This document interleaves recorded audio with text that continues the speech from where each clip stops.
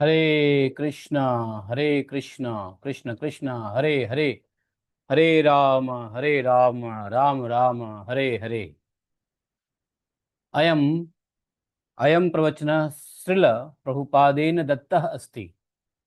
शिला प्रभुदा शिला प्रभुपादस्य स्वरेण यः मूल प्रवचनस्य ध्वनिमुद्रणम् अस्ति, तस्य लिङ्कणम् अहं विवरणे डिस्क्रिप्शन मध्ये दास्यामि। भवन्तः ते प्रवचनं तत्र हिंदी भाषायां श्रोतुं शक्नुवन्ति।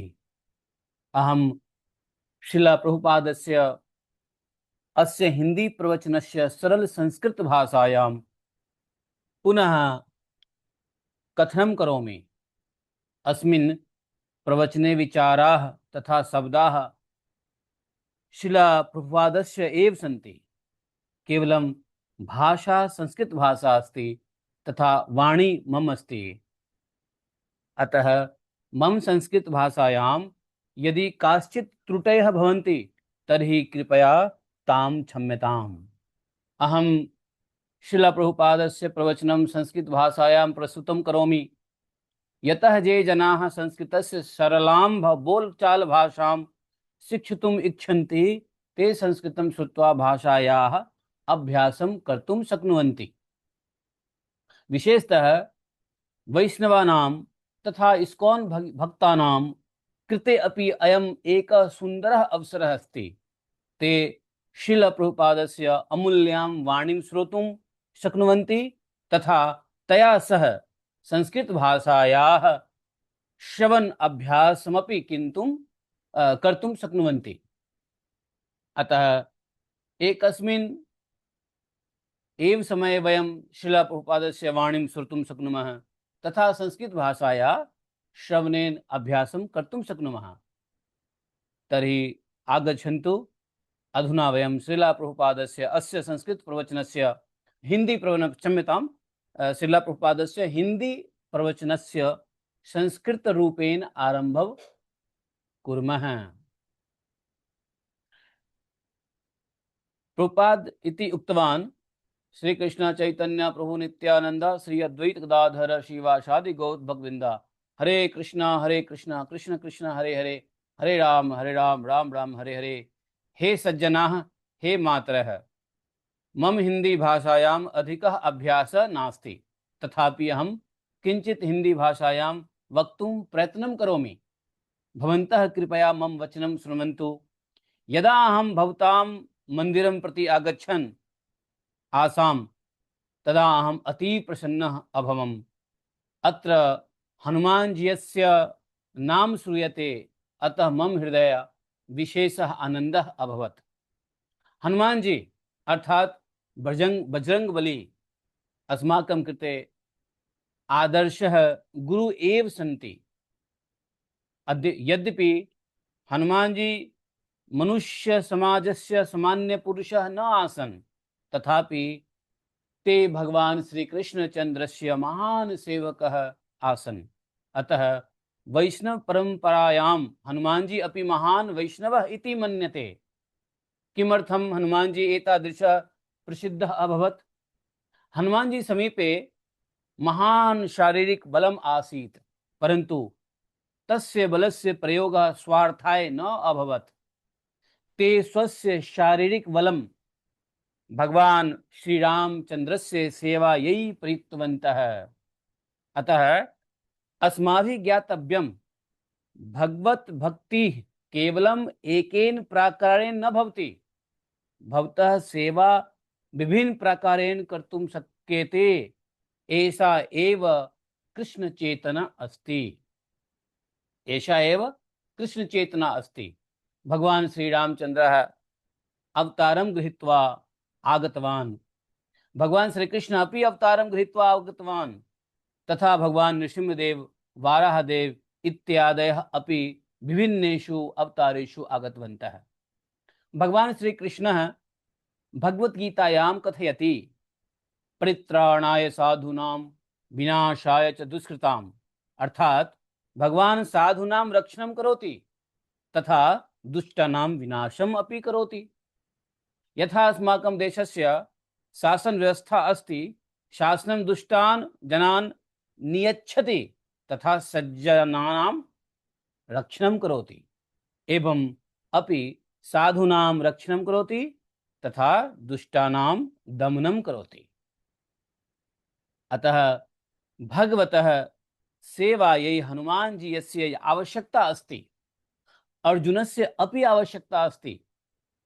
कतिपय दिन पूर्वम् एकः सज्जनः अस्माकं हरे कृष्ण आन्दोलनस्य विषये किञ्चित् आलोचनां कृतवान्। सः अवदत्, हरे कृष्ण आन्दोलनस्य जनाः केवलं भजनं कीर्तनं च कुर्वन्ति। यदि मनुष्यः वैष्णवः भवति तर्हि सः दुर्बलः अथवा निष्क्रियः भवति। अहं ताम् अवदम्, भवान् वैष्णवं न दृष्टवान् किम्? प्रभुपाद उक्तवान्, भवान् वैष्णवं न दृष्टवान् किम्? भारतवर्षे प्रसिद्धौ द्वौ युद्धौ अभवताम्।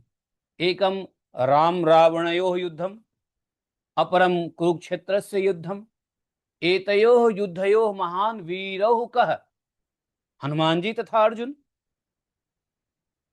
राम रावणयोः युद्धं मध्ये हनुमान जी, कुरुक्षेत्रस्य युद्धं मध्ये अर्जुनः।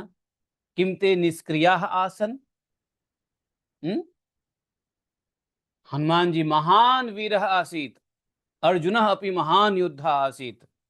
यदि रावणः इव दुष्ट राक्षसः समाजे भवति तर्हि तस्य दमनाय यत् बलम् आवश्यकं भवति तत् बलं प्रयोजनीयम्। वैष्णवः भगवान् यथा इच्छति तथा कार्यं करोति। सः आवश्यकता अनुसारं हरे कृष्ण महामन्त्रस्य जपं करोति, तथा आवश्यकता भवति चेत् रावण आदीनां दुष्टानां विरुद्धम् अपि युद्धं करोति। एषः वैष्णवस्य विचारः। अर्थात कृष्ण चेतना केवल एकमुखी नास्ति, सा जीवनस्य सर्वेषु क्षेत्रेषु भवितुम् अर्हति। भक्तिः केवलं माला जपः कीर्तनं वा नास्ति। जीवनस्य सर्वं बलं, सर्वं ज्ञानं, सर्वाः शक्तयः च भगवतः सेवायाः नियोजनीयाः। अतः भवतां या ज्ञानशाला अस्ति तत्र बालकानां शरीरस्य बलं कथं वर्धितव्यं, शरीरस्य शक्तिः कथं प्रयोजनीया एतत् शिक्ष्यते। उत्साह एतदपि शिक्षणीयम्। कथम्? अस्माकं शरीरबलं कस्य सेवायै प्रयोजनीयम्? उत्तरं, भगवतः सेवायै, समाजस्य सेवायै, धर्मस्य रक्षणाय च। तदा एव तस्य बलस्य सार्थकता भवति। एषः अस्माकं शास्त्रस्य सिद्धान्तः अस्ति। श्रीमद्भागवते सूत गोस्वामी महर्षिणां सभायां कथयति, अतः पुंभिः द्विजश्रेष्ठ वर्णाश्रम विभागसः स्वनुष्ठितस्य सद्धर्मस्य संसिद्धि हरितोषणम्। अर्थात मनुष्य समाजे वर्ण आश्रम व्यवस्था आवश्यकः अस्ति। भगवता श्रीकृष्णेन भगवद्गीतायाम् अपि उक्तम्, चतुर्वर्ण्यं मया सृष्टं गुणकर्म विभागसः। अर्थात समाजे ब्राह्मणः, क्षत्रियः, वैश्यः तथा शूद्रः एते चत्वारः वर्गाः आवश्यकाः सन्ति। यथा अस्माकं शरीरे मस्तिष्कस्य आवश्यकता अस्ति, नेत्रयोः आवश्यकता अस्ति, उदरस्य आवश्यकता अस्ति, पादयोः अपि आवश्यकता अस्ति अस्माकं शरीरे। यदि केवलं मस्तिष्कमेव भवति, अन्यानि अंगानि न भवति, तर्हि शरीरं सम्यक् कार्यं कर्तुं न शक्नोति। यदि केवलम् उदरमे भवेत्, अन्यानि अंगानि न भवन्ति, तर्हि अपि शरीरं कार्यं न करिष्यति। अतः शरीरस्य प्रत्येकस्य अङ्गस्य आवश्यकता अस्ति। एवमेव समाजस्य सम्यक् सञ्चालनाय ब्राह्मणस्य आवश्यकता अस्ति, क्षत्रियस्य आवश्यकता अस्ति, वैश्यस्य आवश्यकता अस्ति, तथा शूद्रस्य अपि आवश्यकता अस्ति। भगवान अस्पष्टतया कथयति, भगवान श्री कृष्ण अस्पष्टतया कथयति, चातुर्वर्ण्यम मया सृष्टम गुण कर्म विभागशः अतः भवतां या ज्ञानशाला अस्ति सा अत्यंत महत्वपूर्णा अस्ति। यथा समाजे केचन जनाः ब्राह्मण स्वभावं विकसितुं शिक्षणीयाः तथा केचन जनाः क्षत्रिय स्वभावं विकसितुम् अपि शिक्षणीयाः। एतद् शास्त्रस्य सिद्धान्तः अस्ति। एषा भगवतः इच्छा अपि अस्ति। क्षत्रियस्य मुख्यं कार्यं समाजस्य रक्षणम् अस्ति।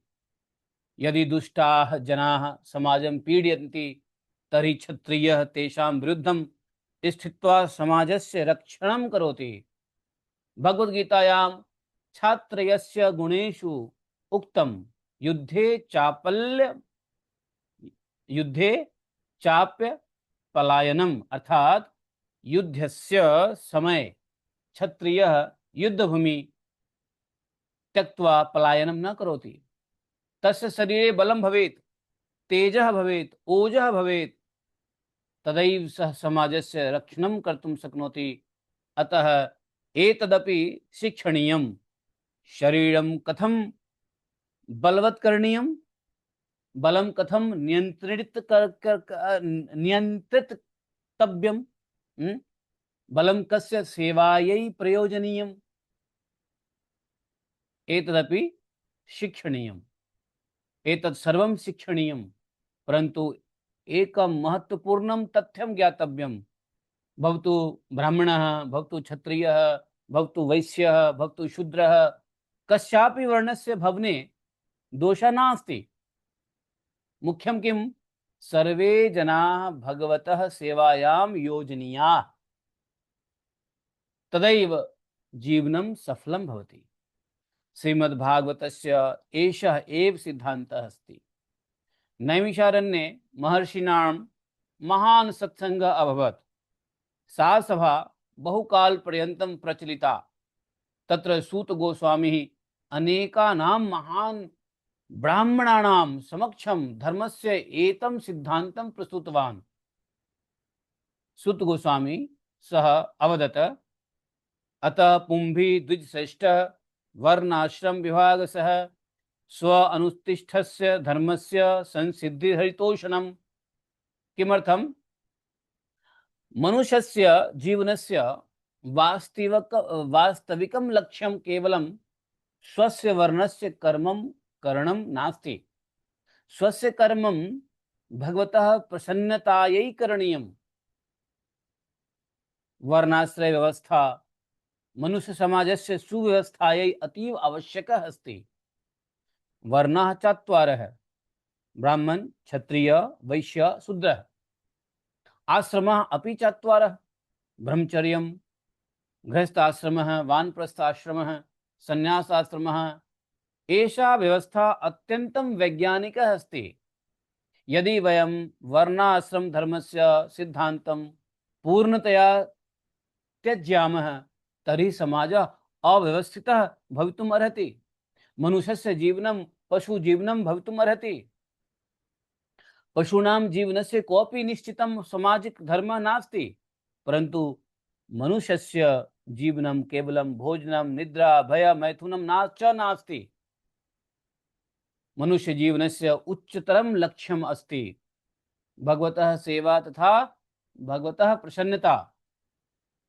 अतः समाजे वर्णाश्रमस्य व्यवस्था भवेत्,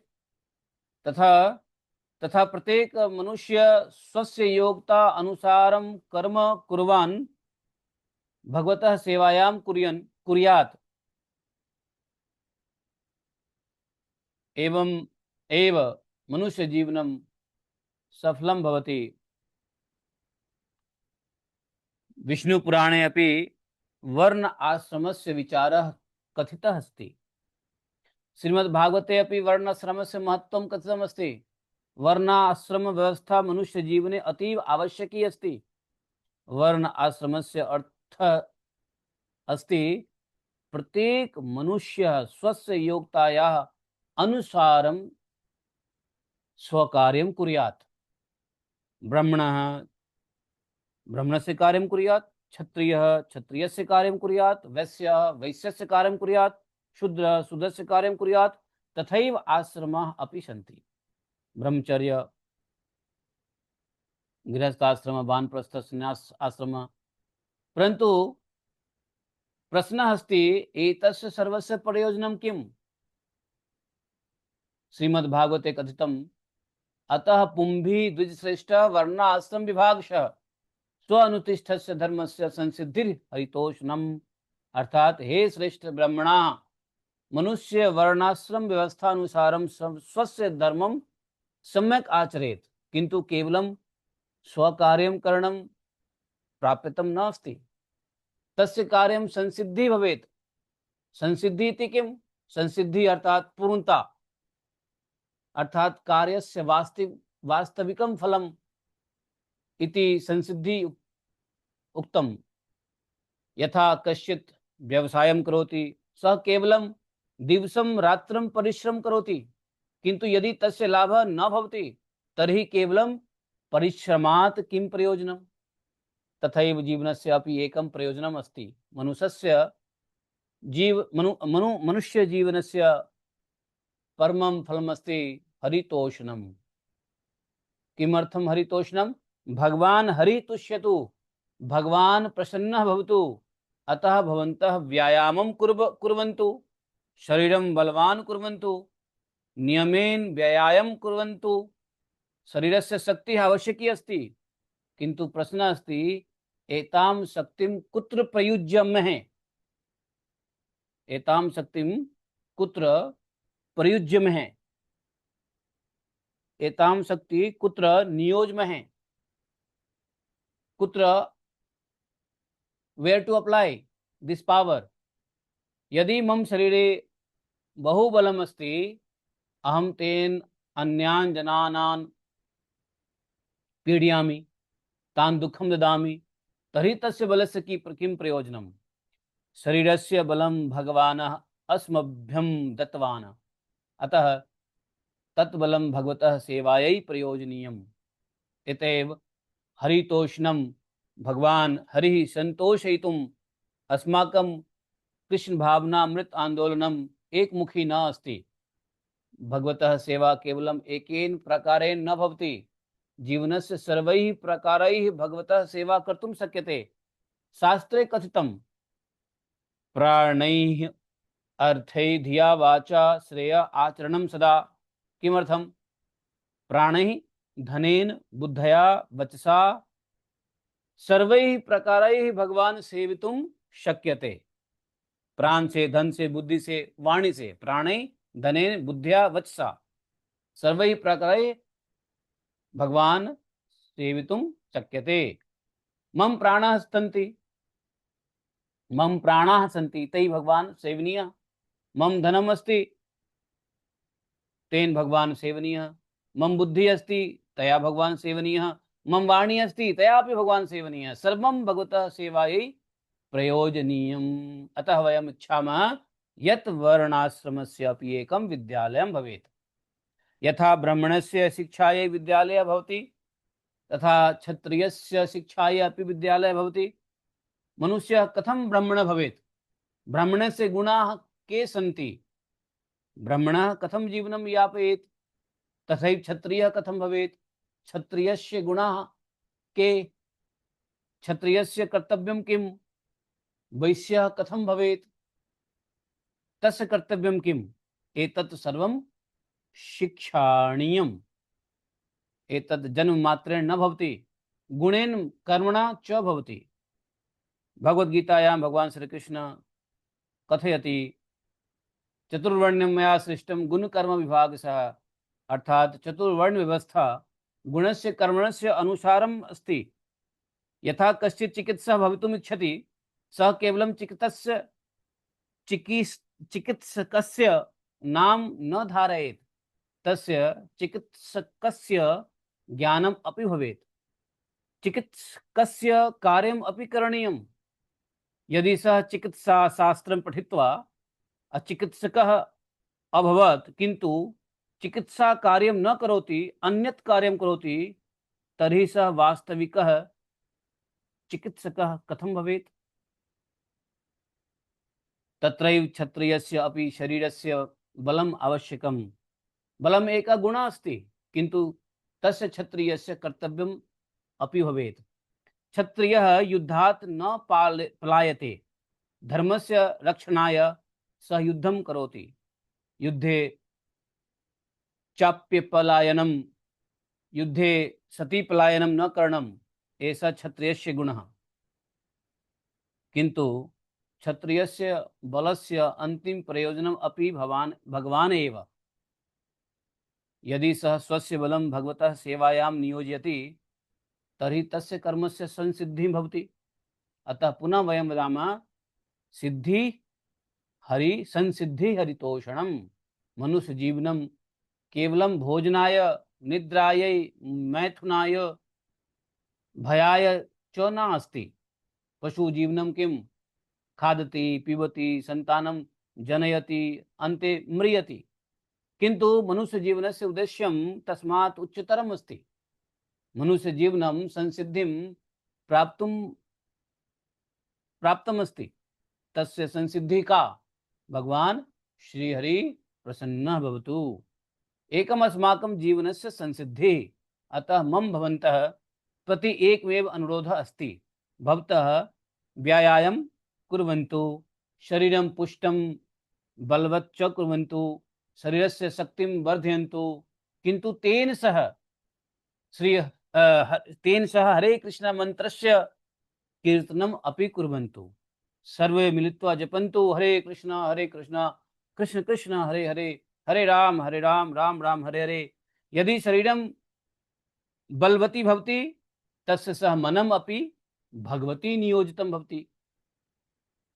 यदि भवन्तः व्यायाम कुर्वन्ति तदा हरे कृष्ण इति नाम जपन्तु। दायं दाया हरे कृष्ण, बाया हरे कृष्ण, दाया हरे कृष्ण, बाया हरे कृष्ण। तो भगवतः सम्पर्कः अस्माभिः। तो यदि भवन्तः व्यायामं कुर्वन्ति तथा अपि हरे कृष्ण इति नाम अपि उच्चारयन्तु। व्यायामं कुर्वन्तः अपि हरे कृष्ण इति जपन्तु, चलन्तः अपि हरे कृष्ण इति जपन्तु, कार्यं कुर्वन्तः अपि हरे कृष्ण इति जपन्तु, स्मरन्तु अपि। तदा शरीरस्य बलं भगवता सेवायां प्रयुक्तं भविष्यति। भगवतः संपर्कः अस्माभिः सर्वदा रक्षितव्यः। भगवतः संपर्केन एव अस्माकं सर्वेषां कार्याणां वास्तविकं फलं भवति। अतः शरीरस्य शक्तिवर्धनस्य सह हरे कृष्ण महामन्त्रस्य कीर्तनम् अपि शिक्षयन्तु। एवमेव शरीरस्य अपि विकासः भविष्यति, मनसः अपि शुद्धिः भविष्यति, भगवतः सेवायाः भावना अपि वर्धिष्यते। सर्वस्य कार्यस्य परमं फलं हरितोषणम्। तो भगवान श्री हरि प्रसन्नः भवतु। एतत् एव मनुष्य जीवनस्य संसिद्धिः। धन्यवादः। हरे कृष्ण। तो एतत् श्रील प्रभुपादस्य व्याख्यान वयं श्रुतवन्तः।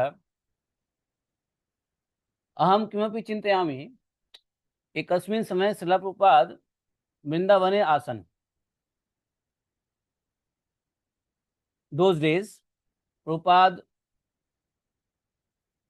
किमपि एकः व्यायामशाला गतवन्तः। व्यायामशाला मध्ये प्रभुपाद एकः हनुमान जी चलचित्र न छायाचित्र अपि दिवारे छायाचित्रमपि दृष्टवन्तः। और उस छायाचित्र को देख करके प्रभुपाद एतत् लेक्चर, एतत् व्याख्यानं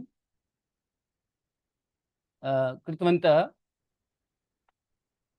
कि हनुमान जी कः आसीत्। हनुमान जी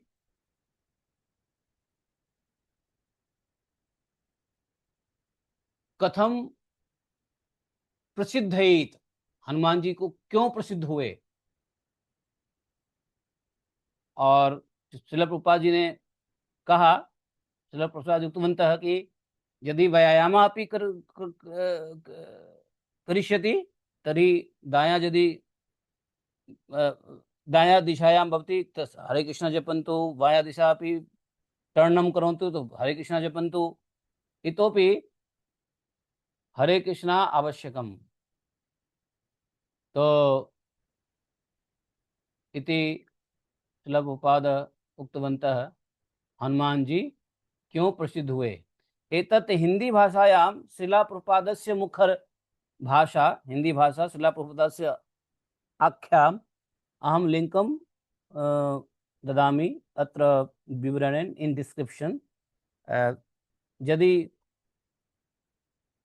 भवत्याः भवन्तः तस्य श्रोतुं कर्तुम् इच्छामः तर्हि डिस्क्रिप्शन मध्ये लिङ्कम् अहं ददामि, तस्य क्लिकं कुर्वन्तु। and हिंदी शिलप्रभुपादस्य हिंदी व्याख्यानमपि श्रोतुं शक्नुवन्तः इति। धन्यवादः। हरे कृष्णा, जय श्री राधे।